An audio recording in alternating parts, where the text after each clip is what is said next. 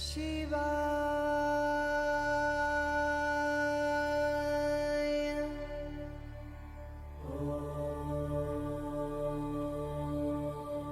Om Shri Gurubhyo Namaha. Let us begin Sutra-60.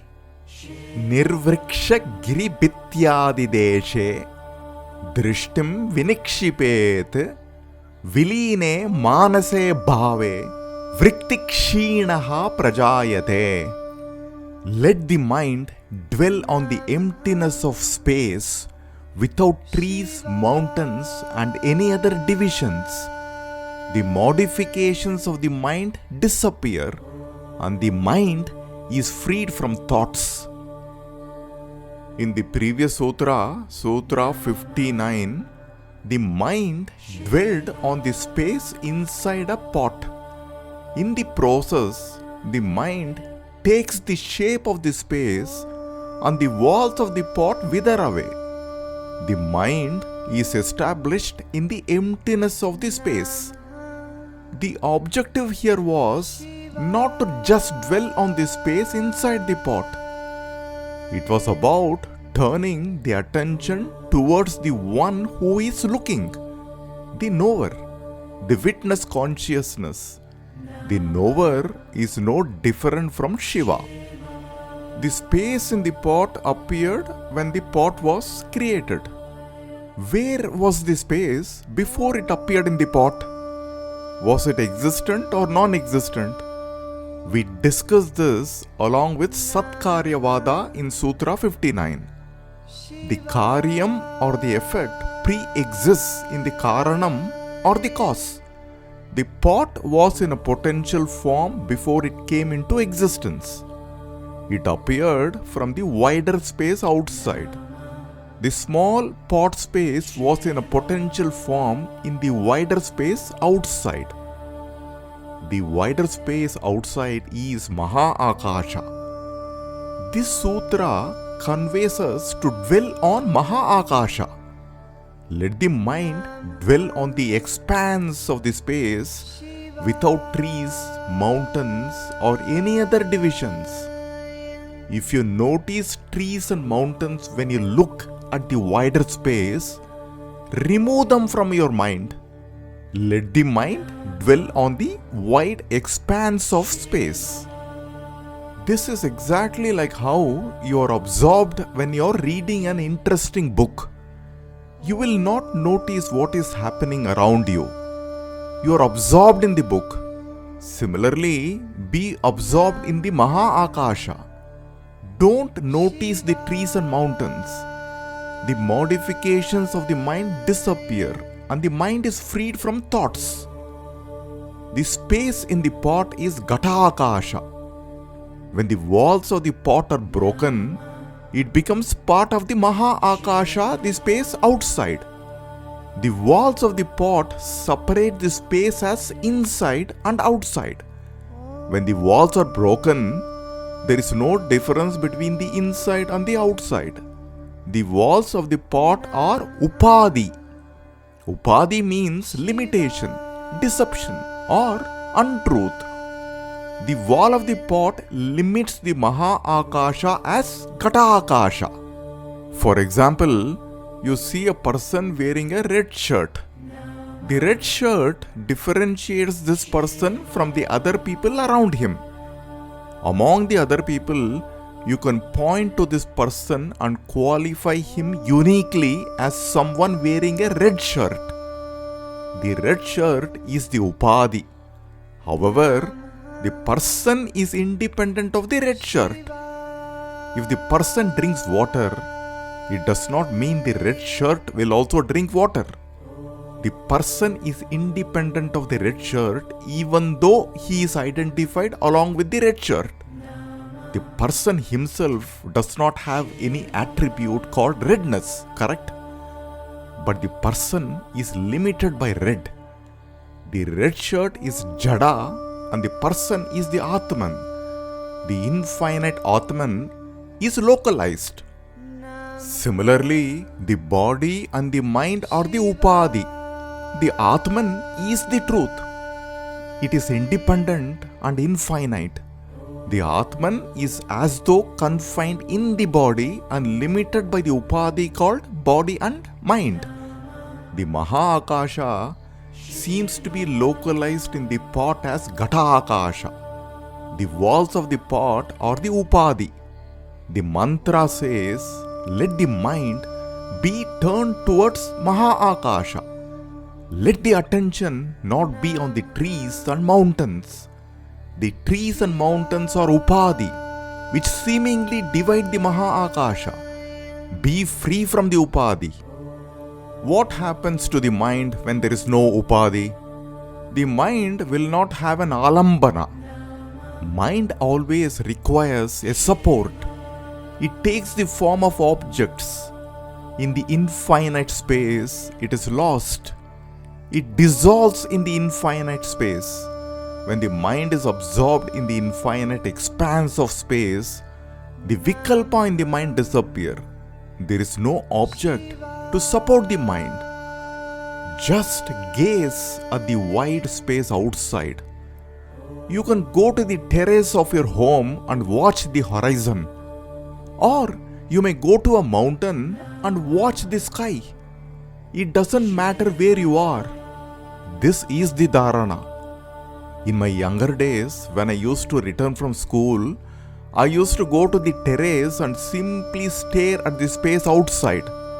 It gave me happiness. I enjoyed doing it and made it a regular routine. In the process of gazing the space outside, remember to witness the mind. In the previous sutra, Sutra 59, we discussed Pratyabhijñā. In Pratyabhijñā, there are two cognitions and one observer. The wider space, the Maha Akasha, is cognized in the first instant. The pot space is cognized in the second instant. The observer is common for both the instances. The observer is the knower. The knowledge is that it is Maha Akasha alone, which is the truth. The Maha Akasha appears as Ghata Akasha. Ghata Akasha is only incidental. Let the mind turn towards the knower. When you are gazing at the space outside, let the mind dwell on the knower. This is the dharana in the sutra. The knower is the truth, the witness consciousness. The knower is not limited by the body and mind. The body and mind are upadhi. For example, there is a crystal glass. You keep a red flower behind the crystal glass. The glass suddenly turns red. Is the redness part of the glass? No. The glass is colorless. The glass becomes red as though red is its dharma. Upadhi is that which lends its dharma falsely to the other. The red flower has lent its redness to the glass falsely. Upahitam is about borrowing something falsely. The glass has borrowed the dharma from the red flower falsely. Similarly, the Maha Akasha seems to have borrowed the dharma of the pot and has become Ghata Akasha. This is false borrowing. The Maha Akasha is never Ghata Akasha. The Maha Akasha is the truth. Look at the mind. The mind is projecting the redness that is not present in the glass.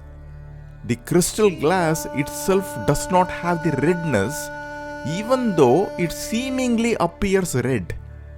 The redness is only seen in the mind. This is the illusory nature of the universe. The Atman seemingly has borrowed the dharma of the body and mind. The Atman is upahitam. The body and mind have falsely lent their dharma to the Atman. The body and mind are upadhi. When we look at the world, we see the world only through the upadhi of the body and mind. Every individual is unique with respect to the body and mind. This is the reason why the world looks different to every individual. The world is the same. Only when the upadhis are transcended, the truth is revealed. The mantra says, let the mind be turned towards Maha Akasha, the wide space in front of you. The trees and the mountains are upadhi. Be free from the upadhi. Let there be no separation between the Maha Akasha and the knower. Let the mind be turned towards the knower. This is the dharana in the sutra. The space outside is just a projection of the consciousness. This is abhasa. Abhasa means reflection. The space is the reflection of the divine consciousness. The total universe is the abhasa of the divine consciousness. The divine consciousness is Bhairava. It is the will of the divine that reflects the universe outside. It is like how a sculpture appears out of the stone. The divine will is Bhairavi. The stone and sculpture cannot be separated, and so is Bhairava and Bhairavi.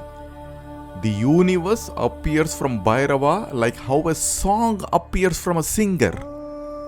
Without the singer, there is no song. The singer and the song cannot be separated. When you gaze at the space as mentioned in this dharana, know that it is the reflection of the divine consciousness. Where do you recognize the divine reflection? In your buddhi. This is the seat of the Atman. The buddhi is the seat of Bhairava. It is the knower.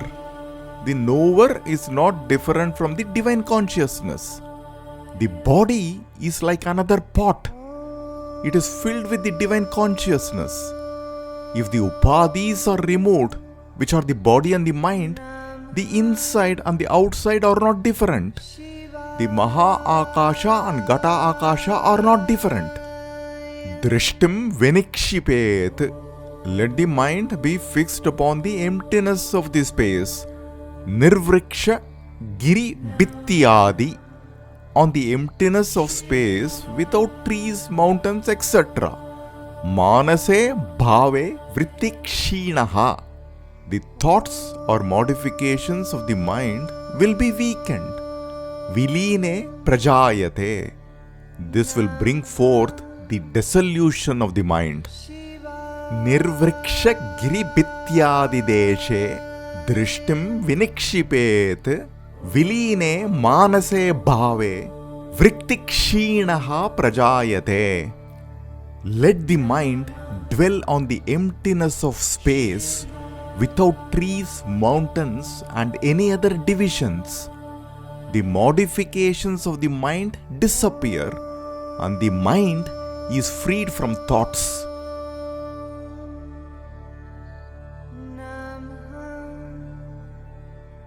Shiva